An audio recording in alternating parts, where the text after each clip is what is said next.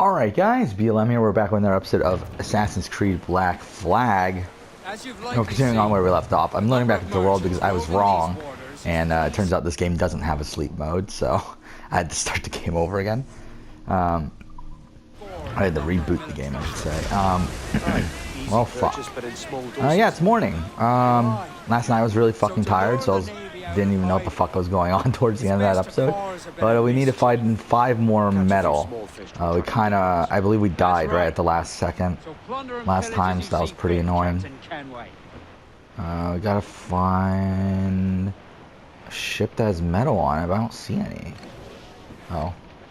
There's just some ships over there. Oh, fuck off. Bad thing, I think what screwed us last time is that we ended up picking a ship that was like right next to another ship. So it's like, we only needed the one ship, but yeah, okay, those don't even matter. None of them have metal. But like, that's what really fucked us over though. Only 20? I would prefer to get more than just 20. Like, I feel like if I'm going to do this, I might as well get one with like 65 or whatever, like I had before. But yeah, it is, it's pretty late already, in the morning. When I normally record like this, like for the last few days, I've been starting recording around, okay, there we go, let's do that one. I've been starting recording around like 8 o'clock in the morning or so, 8 or 9. It's currently 10:15, so got a late start, whatever. So yeah, it's not because I didn't get up early. I actually got up super early today. It's just I did some other stuff, and then I forgot about Australian Survivor. I watched a new episode of that, which was like an hour and 15 minutes. But now we're back to recording. So yeah, we'll record for most of the day today. I do have class tonight at 5 o'clock, so yeah, won't record then, obviously. But even then, we'll record after I have class too. So the goal is to get pretty far in Black Flag today. Like, I'm thinking probably like sequence 10. Maybe. I'm trying to think. What is sequence? Wait, what are the sequences? All right. Sequence 12 is when he becomes assassin. Sequence 11 is the jail stuff, right? Yeah, I think sequence 10. I think that'll be where I'm hoping we get to, because that's where we start to work with Roberts. So I think that's a good spot to leave it off. Take the shots! Fire! Go, boss, we go! Yes, sir! Good shot could cripple her! Fire! Fire! Okay. So, yeah, that's the goal. I think that's the goal for today. And then, obviously, the goal for tomorrow would be to finish the game off relatively early. I won't say, like, super early, but I mean, like, probably by, I would say, like, at, like, 4 o'clock or something tomorrow. The goal would be to finish off the game, maybe start Rogue. I mean, if we finish off by 4, then yeah, we'll start Rogue. Won't get super far. I mean, we might actually, to be honest, get like halfway through the game in Rogue, just because Rogue is so fucking short. But yeah, probably we'll only record a few hours in Rogue tomorrow. There's also the Big Brother finale and Survivor premiere from 8 to 11. So obviously that's a lot. Okay, we did it this time. So obviously that's a lot. I might record. Actually, I'm almost definitely going to record right after it, because I'll probably want to talk about it. I probably will. But probably not for too long, because again, I have class on Thursday morning. But yeah, I think, like, really, I mean, I have class Thursday morning, and then I have class Thursday night. But I think in the middle of all that, I think really we could finish Rogue by Thursday, by end of Thursday. And then I guess that would mean we would start Unity on Friday. Which, again, I have class Friday morning, but again, Friday night we should be good. So I don't know, maybe we could finish Rogue and maybe we could finish Unity in one day. Maybe. I think we could. I mean, Unity's like not that long. Unity's around the same length. Oh, fuck off. Fuck off.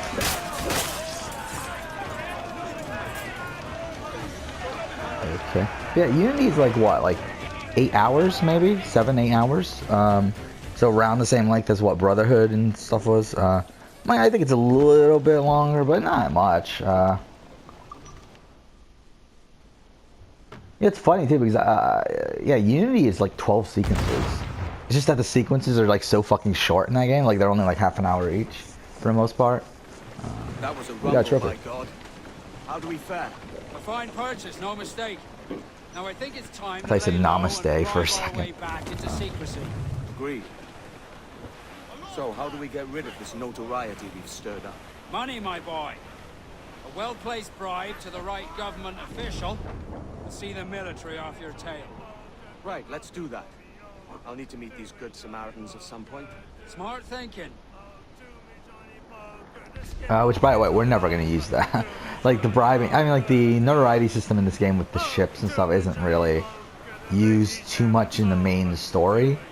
Like, we're never really going to have to use it, I don't believe. In the open world stuff, yeah, it becomes helpful here and there, but when just playing through the main story like we're doing right now, it's not really going to be too helpful to really ever use this.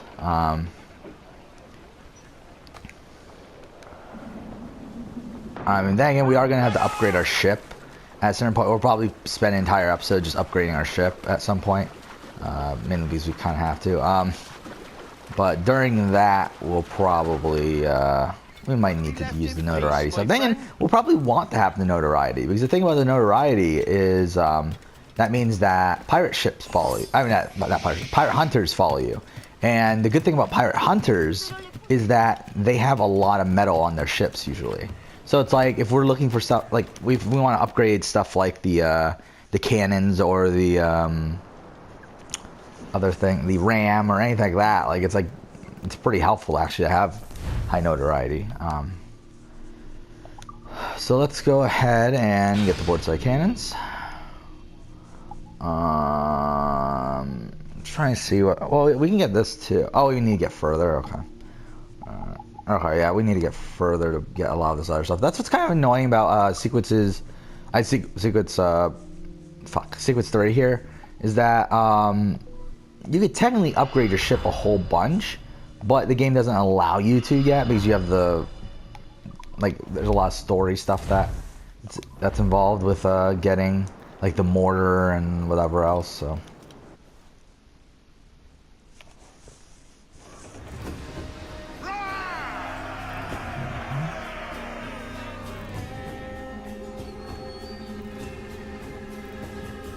I was looking up my Let's Play from last time, just to get a good sense of like how long each sequence was and everything in this game. And yeah, they're pretty short. I mean, they're not short, but they're like the only sequence I believe that was more than 2 parts was sequence 12. And that's because there's like 4 big missions in that sequence. That and also I wasted a lot of time here and there doing the computer stuff, doing the hacking stuff. So. Such lofty goals for you gents. And here I thought I was in the company of scoundrels.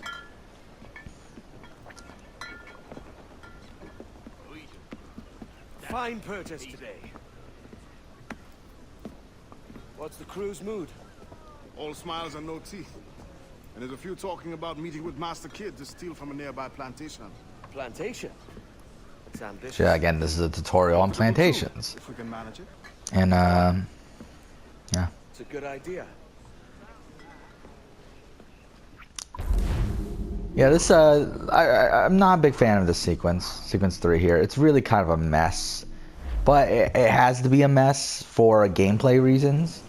Like it has to be a mess because it has to introduce all this shit that you're eventually gonna do if you want to do open world stuff. But it's still kind of annoying from an actual like when replaying the game, it's not super fun. Again, it's just sequence 3 is just all tutorial stuff. Even sequence 4 is like at the beginning of it is pretty much all tutorial stuff until you get to the I can't think of what it's called. The fucking assassin place, Talon? Is that what it is? I'm probably wrong, but either way. And then even Sequence 5 has tutorial stuff too, because that teaches you about the forts and stuff in Sequence 5. But I think once that point, I think after that, it's the tutorials are pretty much. Actually, no, it's not. Never mind, because you get the diving bell stuff after that too. So yeah, I mean, the tutorial, like half this game involves tutorials, which is kind of annoying. But I mean, it's not as bad as AC3, but still, like I believe in AC3, you're still doing tutorials by like Sequence 8, right? I think, yeah, I'm pretty sure. Yeah, by Sequence 8, you're still doing at least some sort of tutorial. Alright. It's debatable. Well, either way, like, definitely in the later sequences. Sequence 7, definitely. But Sequence 8, I guess, is debatable what you consider a tutorial or not. But, anyway. It's so fun. Like, I don't know why. Like, I keep on saying that, oh, I'm excited to play AC3. On the channel, but it's like the more you think about it, it's like, why am I excited for AC3? It's really not a great game. Like, I mean, I have zero. I think I'm not excited about actually playing it at all. I'm more excited about like certain story stuff that happens there, just because I think it's like there's some fun dialogue, there's some fun things in between, but it's like, oh my god, the fucking game is actually a slog. Like, I really struggled the last time I played the game just because of how boring it fucking is at many points. I think it's kind of the same thing with Rogue. I think Rogue is, I think AC3 and AC Rogue kind of have the same problems in terms of tone and stuff. Just because, I mean, to be honest, just America's fucking boring. Like, I mean, it's just a terrible setting. It's funny. Oh, wait, where the fuck are we going? I just realized we passed it, didn't we? Yeah, we fucking passed it.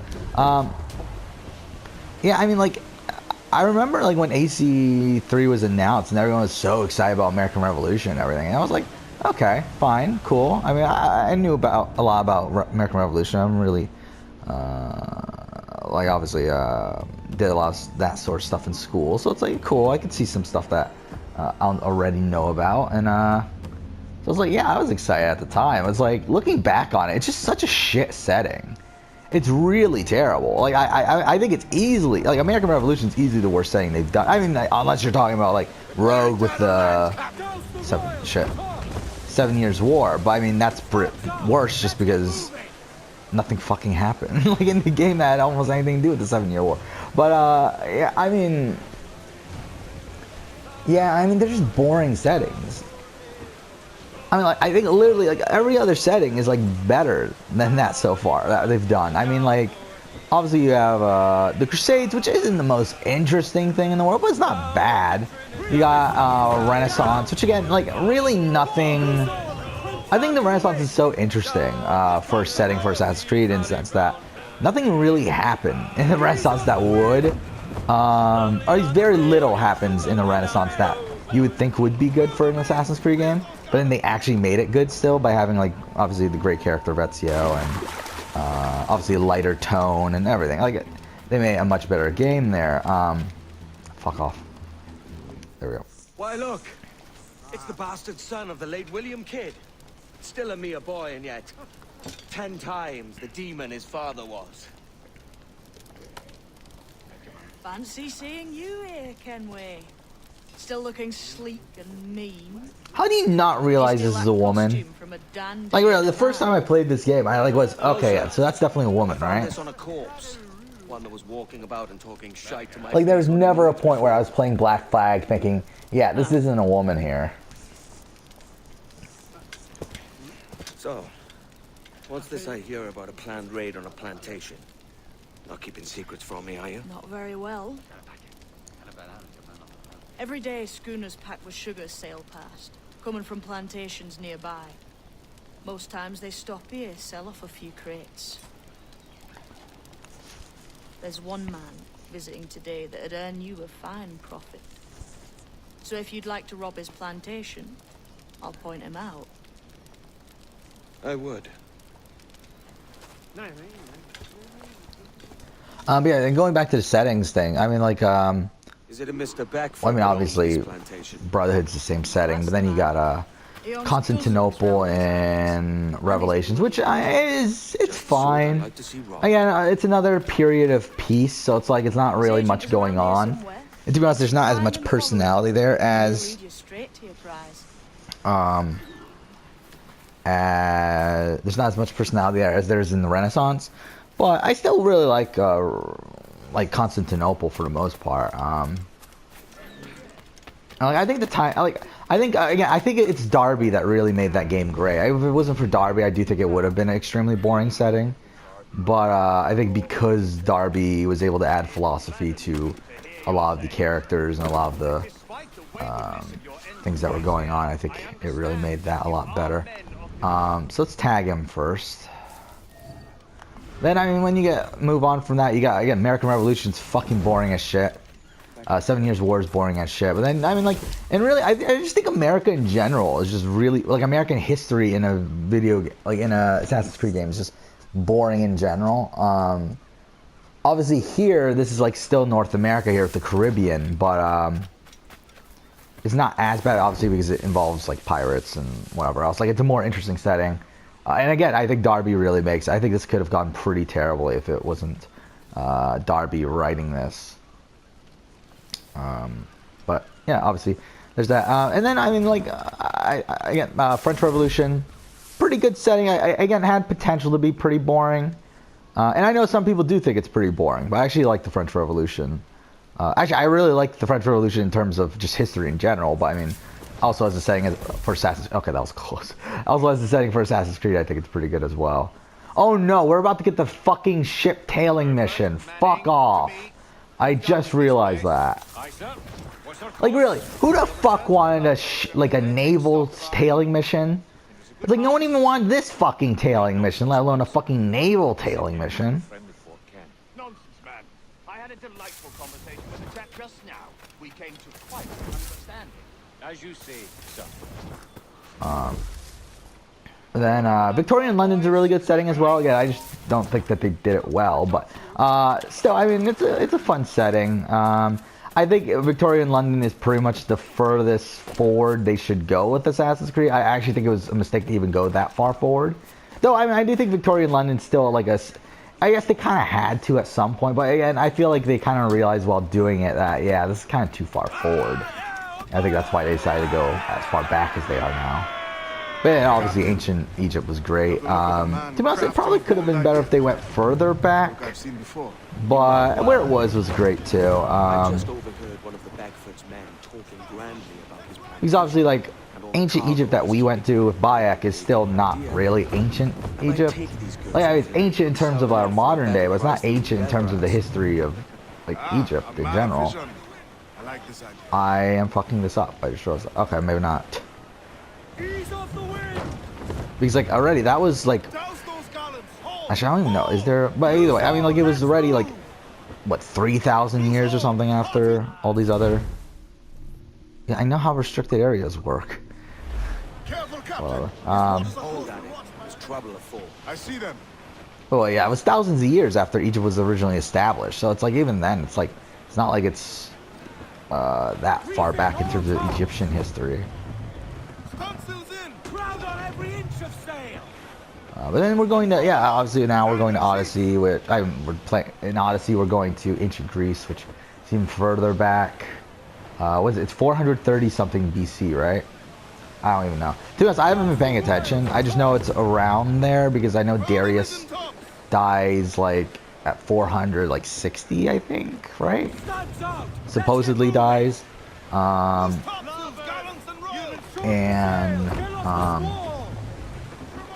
Yeah, and obviously, I believe Odyssey takes place after that because obviously we're going to see Darius in the DLC where I'm presuming that he fakes his death, or it's revealed that he faked his death and whatever else. It doesn't matter.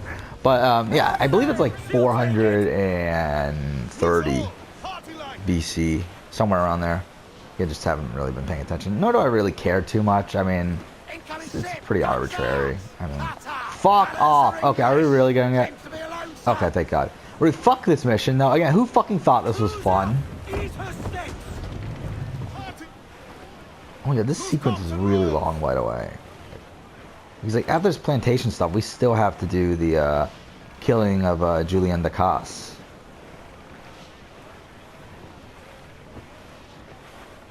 Okay, let's go this way.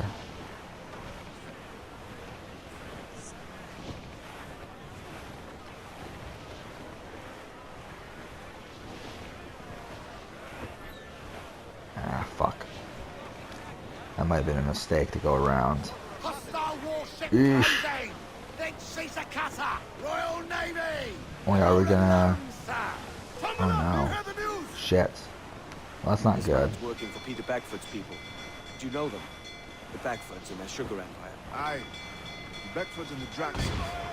I never worked their plantation. Well, I Their mean, names- so essentially now, since we're fucked, we gotta just survive and still stay undetected. So we gotta like stay far enough like here and just Was it not. water they boiled? Or something else? Well, I mean, wait, is this a schooner or is this a brig? Oh, it's just a gunboat. Dangerous. It looks like. Must be why it fetches such a bit. What's it like? Toiling on a plantation day and night. Well, with Oh, cane, it's fun, sugar, cotton obviously. harvested, it's run between two metal rollers. Crush the juice from the plant. Oh, yeah, it's just a After collecting the gunboat. juice, it was time to boil away the waters from the sugar.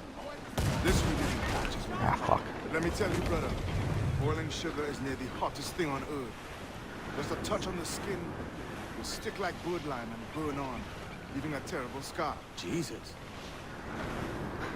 Yeah, I just love how he says Jesus.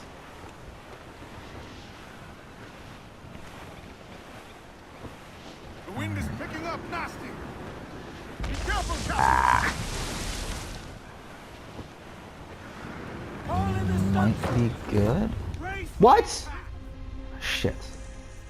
Alright, guess we gotta do it again. I mean, yeah, who thought this was fun?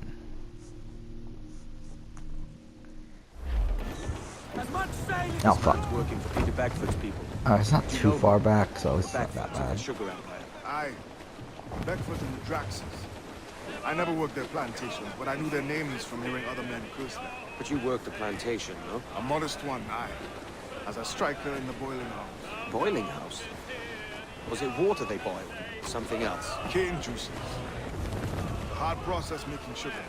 Dangerous. Must be why it fetches such a dear price. What's it Yeah, like? Wally obviously is a Toiling great on character. plantation day and night. I don't think he's a good protagonist though. Like I mean, like Freedom Cry is not great in my opinion. Like, I mean, Freedom Cry is pretty boring. Like, I just don't think he makes a great side character.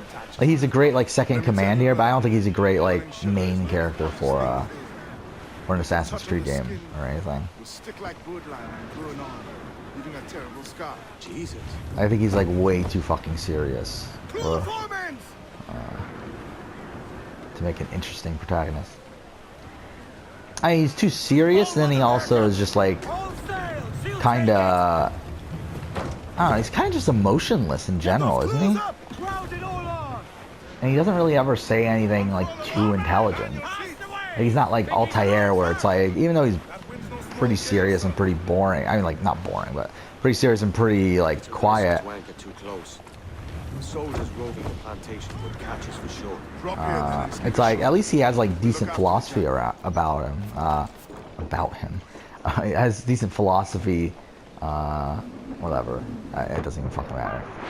You know, like same thing with I mean Connor shows emotion. It's just that it's like the opposite of the.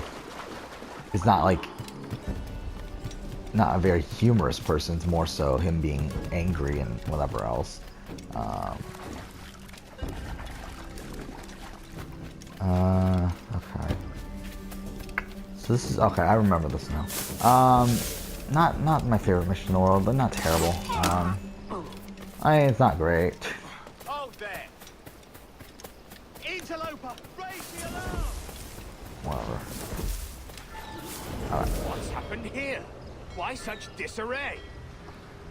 Bit of a do, sir, that's all. It's Wilmington's birthday. And you saw fit to get pickled on duty. No bother, sir. We've got... Oh fuck! Go.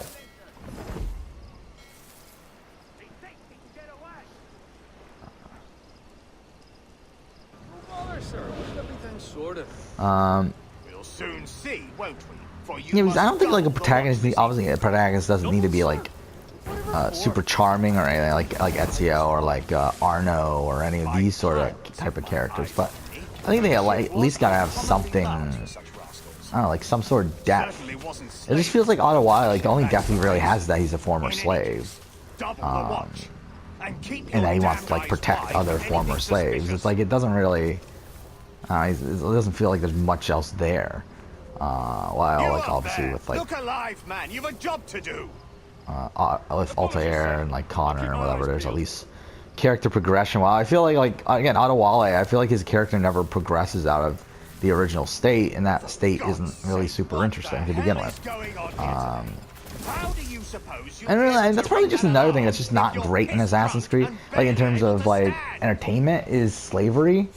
Like, while yes, it's like obviously a theme that like happened at the time, and it's stuff that's obviously important in terms of history.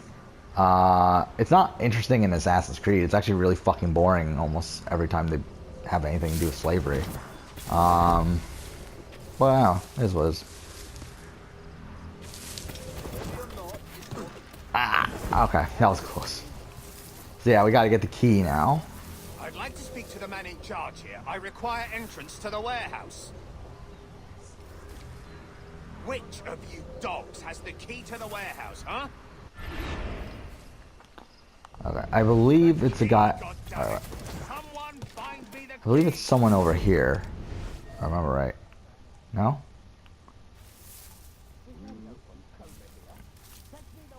Isn't it someone? I think it's someone like near here. Oh, there he is. Okay. Hey, hold up. Would have been nice if this game had the loot steal or assassination loot or whatever it's called. The loot steal. Yeah, had the like AC. I think they started with Syndicate, right? I don't think it was in Unity. But yeah, Syndicate and then Origins had it. Or like when you assassinate people, it loots them as well. Ah, fuck. Okay. Which, if you're ever like really surrounded in Black Flag or oh wait, that's it? No one else is gonna come after me? Okay, if you're ever surrounded in Black Flag, always the best strategy to do is to go up to a tower and then wait for each person to go up one by one and knock them down.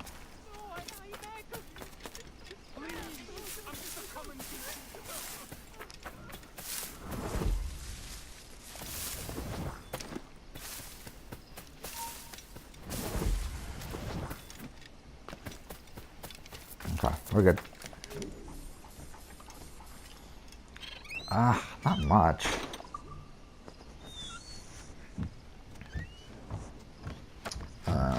I didn't talk about Australian Survivor, did I? Yeah, fine episode. Not really much to it. I kind of a ho-hum sort of thing. I mean, it was, we kind of already knew what was going to happen based off of last episode. However, I do think strategically something else should have happened. I think Monica made the wrong move in what she did there, because I think if she had, all right, well, okay, what happened is Steve got voted out. Again, I mean, like last week or yesterday's episode was the they had to vote for a quote-unquote dead man walking, which is whoever gets voted out in that tribal council stays in the game, but they can't vote for the next two tribal councils. And they voted Steve, which I think is the right move by Monica and Brian at that point. I think it's 100% the right move for Brian, but well, it's the best move for Monica at that point. However, once Steve becomes the dead man walking, the right move is to flip back for this vote, which she did not do. Instead, they continued to vote out Steve, which I do think is a mistake. Really, her move should have been to, especially once she found out they were splitting the vote, that's the perfect opportunity to go back to Shane and Sharn and vote out. I mean, since Brian had immunity, really, ideally, I think really Brian should be the person you get out. But since Brian had immunity, probably, I guess Fenella. Get out Fenella. Then that side is left with only Brian and... Because then you get the final six, where Steve still cannot vote. Shane and Sharn are the only two people from that side that can vote. And then there's Brian and Shawnee. And Monica would be in the middle. And at that point, Brian and Monica have no other choice. Like, they have to try to get Monica back, which at that point Monica should flip back again and vote out probably Sharn. Sharn or Steve, it doesn't really matter at that point, I guess, because the dead man walking things over after that vote anyway. Oh shit, I wasn't paying attention. So yeah, I mean, I think that should have been the move, because that gets, once you vote out Steve, it gets you back at the final 5 years in that position once again. Like, even after, like, in that, at the final 6 years swing vote, and that I mean, doing this, like, I mean, by flipping and voting out, if she had flipped and voted out Fenella, that would have put her in the swing position for 2 votes, to where she would get the final 4, where, again, she would be the swing for 2 votes, and then she would be able to get the final 4 with 2 people from one side and then 1 person from the other side. And at that position, since she's the 3rd person there, she can pick whichever side she wants to go with. At that point, she can either decide to cause a tie vote with the person that's alone, or she can go ahead and do a 2-2, or she can just vote out the person that's alone and get to the final 3 with the 2 other people that were together. Again, ideally the move also would be to go with the person that's alone and get that the 2 people that are left from the other side out, so that you're at the final 3 with 2 people that were on the complete opposite sides. But again, I don't know if she's thinking this way, but at least that's the way I would play it. And to be honest, it's not guaranteed to work, but I do feel like that's the best way to do it. Again, it could fail, in the sense that obviously they could just get together and say, hey, why don't we just vote out Monica? She's voting, she's flipping too much. But realistically, I mean, it's not intelligent for them to do so. But either way, we'll end the episode here. Next episode, we'll go ahead and continue on. But for now, thank you for watching.